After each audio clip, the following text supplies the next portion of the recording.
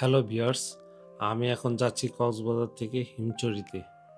বাংলাদেশে কয়েকটি ট্যুরিস্ট স্পটের মধ্যে অন্যতম হলো হিমছড়ি।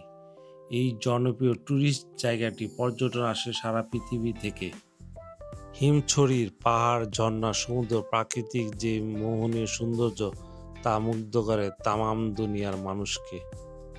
মেরিন ড্রাইভ দিয়ে হিমছড়ি যাওয়ার পথে যে অপূর্ব প্রাকৃতিক দৃশ্য তা এক কথা অসাধারণ এবং সত্যি মনোমুগ্ধকর।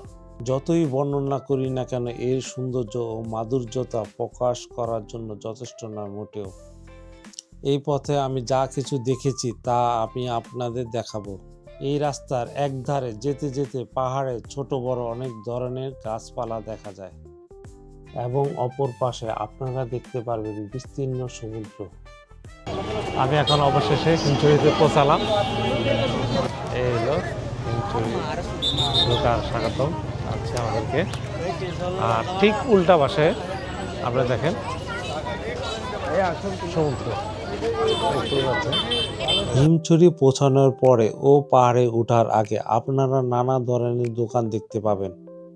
দোকানগুলোতে আপনারা বিভিন্ন ধরনের আচার, চকলেট, বিছানার চাদর ও মেয়েদের জামা কাপড় দেখতে পাবেন।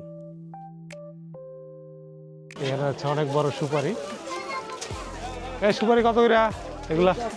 হ্যাঁ, পিস 10 টাকা, পার পিস 10 টাকা। অনেক বড় সুপারি। একটা মসজিদও আছে অবশ্য, যারা হিমছড়ি বাইতুল পালাহ জামে মসজিদ, যারা আসবে নামাজ পড়ার জন্য সুব্যবস্থা আছে। টিকিট কাটতে হবে বাইরে বস কাউন্টার। এখানে অবশেষে ঝর্ণা দেখা পেলাম। বুঝতেই পারছেন ঝর্ণা পানি পড়তেছে, হিমছড়ি ঝর্ণা।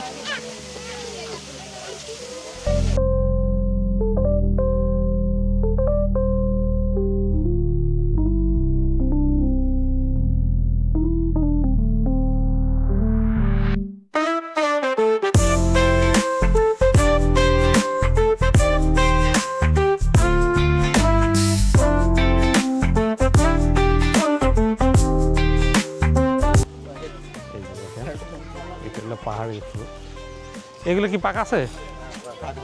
কত করে এখানে আছে পেয়ারা, তারপরে ইয়ে আছে এই যে লাল ধরনের পেঁপে। এটা কি পাহাড়ি পেঁপে কি? কত করে প্লেট?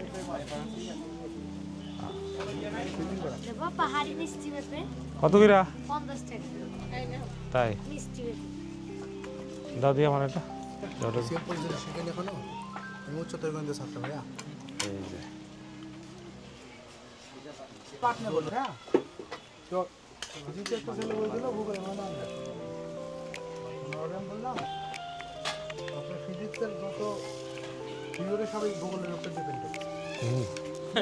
আসলে মিষ্টি অনেক।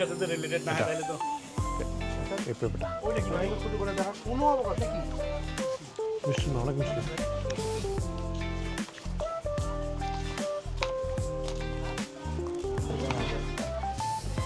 অনেক লোক উঠতেছে, লাইনে দাঁড়িয়ে আছে। এই সিরিয়াল আসেন সবাই, সব সিরিয়াল। হ্যাঁ হ্যাঁ, আসলে সত্যি অনেক খারাপ এই সেইটা এবং ছোট অনেক, যার কারণে অনেক কঠিন হয়ে গেছে। দেখি বিসমিল্লাহ করে উঠি।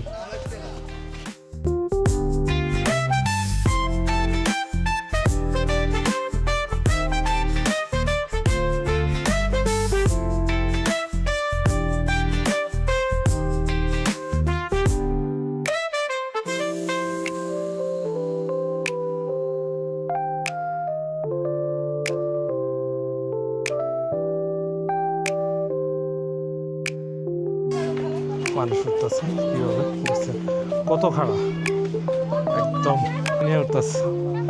আসলে ঘামায় একদম অস্থির, সেই ঠান্ডা শীত। অবশেষে উঠে গেলাম হিমছড়ি পাহাড়ে। এখান থেকে একটা ভিউ দেখা যাচ্ছে।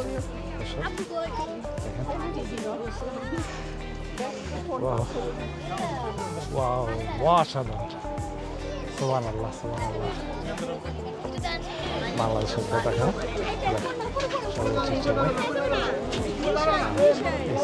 আসলে এটা এখান থেকে কোনো রেলিং টেলিং নাই, পাহাড়ের সাথে দেখা যাচ্ছে, যার কারণে একটু সমস্যা হচ্ছে।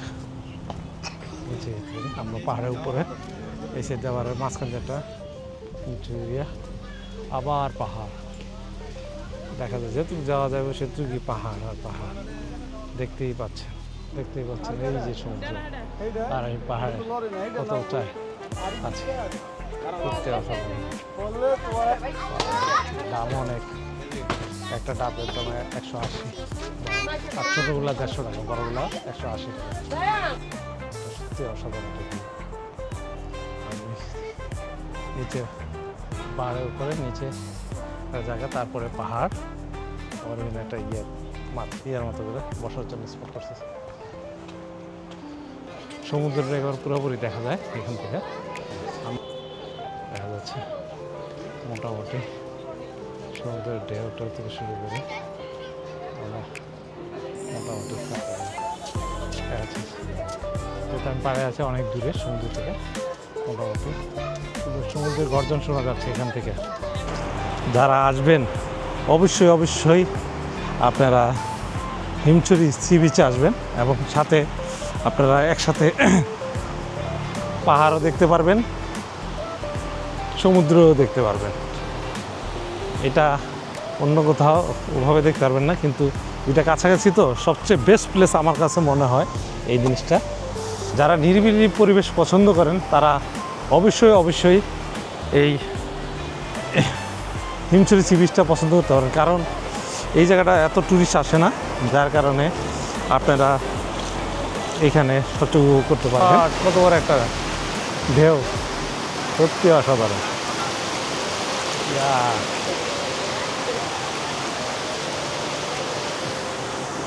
এই একটা গান আছে না, মনে হচ্ছে সাগর পাড়ে আইসা আমার মাতাল লাগে, আমারও সেই অবস্থা।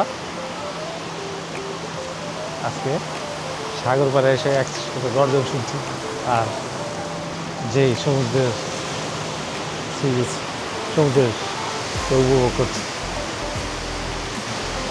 আর আরেকটা জিনিস হলো, এই যে দেখেন আমি যেটা বললাম পাহাড়, আপনারা যারা পাহাড় পছন্দ করেন তাদের জন্য ঠিক উল্টা পাশে পাহাড়, একদিকে সমুদ্র, ঠিক উল্টা পাশে অপোজিটে পাহাড়।